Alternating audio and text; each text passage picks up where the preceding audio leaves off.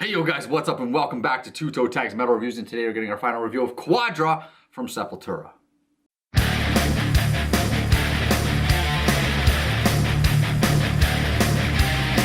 So after an entire week of listening to this album as much as we possibly can, I'm gonna say that I really freaking like this album. It is really cool. There's maybe only one little thing I didn't like about it. I'll get into that in a minute.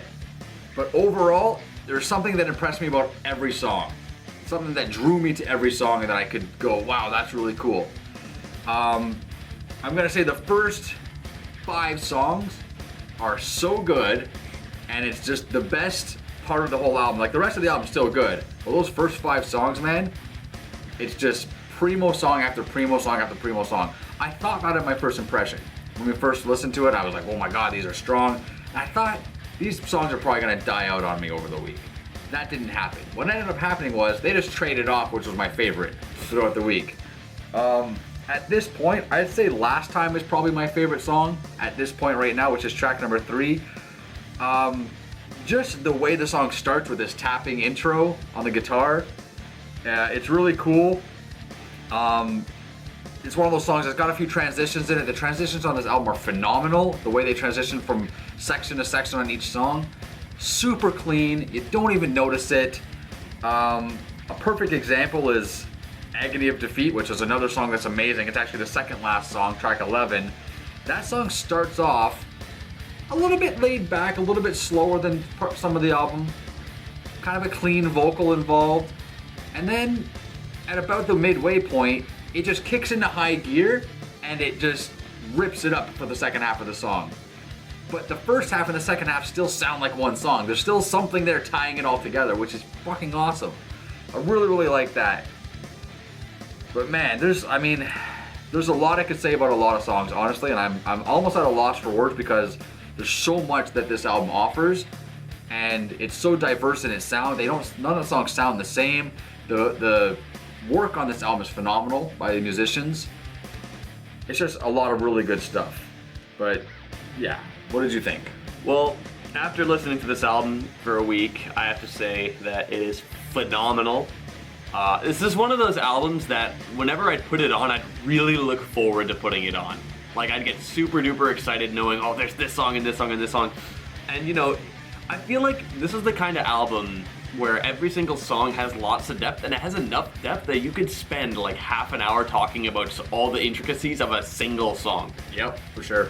Now, you know, I remember I talked about how Raging Void, or maybe I didn't even talk about it. There's a lot that was said last week, but I remember writing in my notes about Raging Void last week that it kind of feels like, I don't know, it just kind of feels a little, not messy, but it just doesn't feel as, I guess, strong and kind of bound to itself like the other tracks have. And since then, that's been thrown out the window. The song is sick. I really like how it's like all the subtle things that happen in it, like rhythmically, kind of throw you off, but not really if you're counting. It's probably the most syncopated song. Yeah, and a lot of the songs have that too. Ali has that as well, which is the track right before. And I find it's like a fun little game to play, like, okay, what time signature is this, or whatever kind of funny stuff. But I found, you know, the second half of the album, that was kind of a little bit of my issue of last week, is like, wow, this first half is such a powerhouse, can the second half handle it? But if you consider the fact that there was Guardians of Earth, which that song is still amazing, as amazing as it was last week. Autem and Agony of Defeat are both great, and I love how they're both more melodic. Not only in terms of the riffing, but also the way the chorus is, has a little bit of clean vocals, like an Agony of Defeat, and I like that sets them apart from the rest of the album. More melodic verse as well, like how the first half was more like thrashy, the second half's more melodic. That's definitely a good observation. I also consider the last track, Fear, Pain, Chaos, Suffering, as a really good closer. Like, it feels like the tone of the song, and with how slow and brooding it is a pretty good ending. Makes me wonder, would it have been good as an intro track? I don't know, because Isolation's the first track, and that song's insane. Yeah, kicks off with a bang. Now, if I were to... Picking a favorite song is hard, because there's a lot of amazing stuff on this album, but I was kind of, you know, before coming into this album, or even during our first impression, I was kind of feeling Isolation was the number one, and that song is insane. Yeah. But I feel like Means to an End slightly, ever so slightly, goes above Isolation, but it's so hard to pick. Like, Last Time's amazing. Capital Enslavement is super amazing because you have the same energy that the first 3 tracks had, the first section of the Quadra of the album. Yeah. But you have all the Brazilian percussion in there and all those kind of grooves, and it's just like, wow, you just put them both together, and it's super duper cool. You want to talk about that 16th note rest in Means to an End? Yeah, there was this subtle thing. It was so hard to notice. Like, you brought it up to me. Yeah, I pointed it out like 3 times, and then I'm like, it's right here. And he's like, oh my god, I didn't notice that.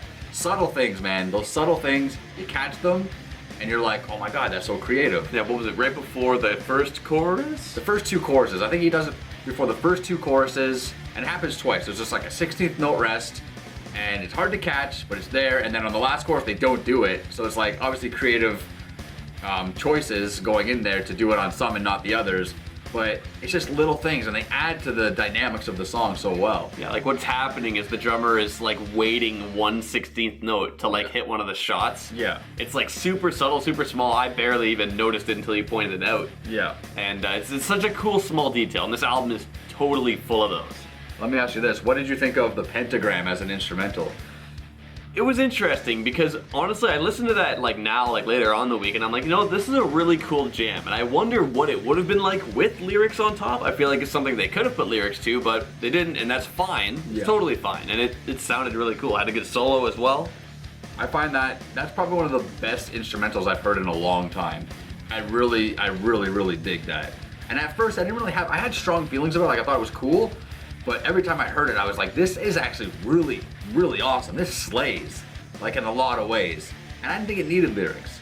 I mean, it's good to imagine what it'd be like with lyrics, but I'm glad they did that.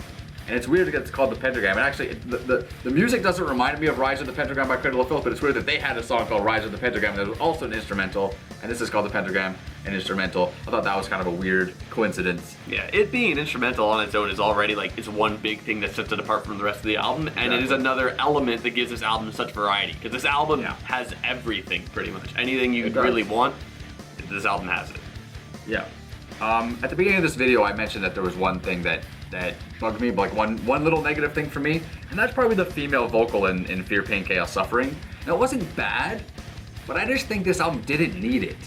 You know, like you said, this album has a lot of variety already, and that adds to the variety, but I didn't think it needed it.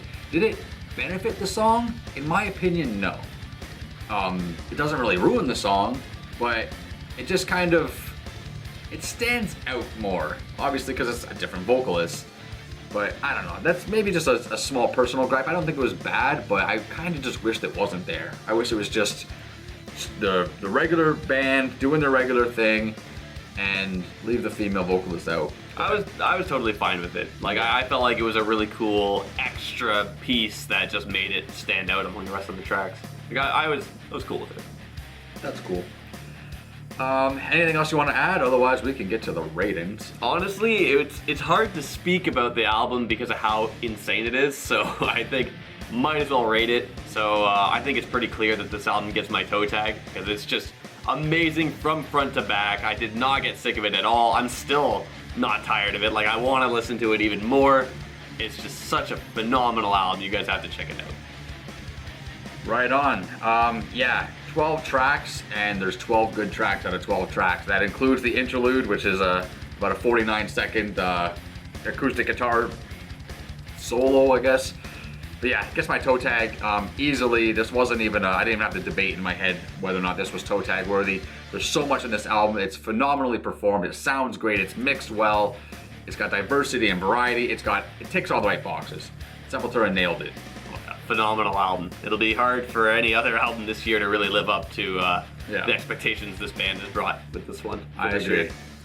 Anyways, guys, that's it for this video. Quadra gets 2 toe tags. It's going on the list. Let us know in the comments below what you guys think of this album after listening to it for a week straight. Like the video if you liked it. Subscribe if you guys are new to the channel. Check out our Spotify playlist. I'm Vile Self. I'm TV Fish. And we'll see you guys on the next video. Keep those heads banging.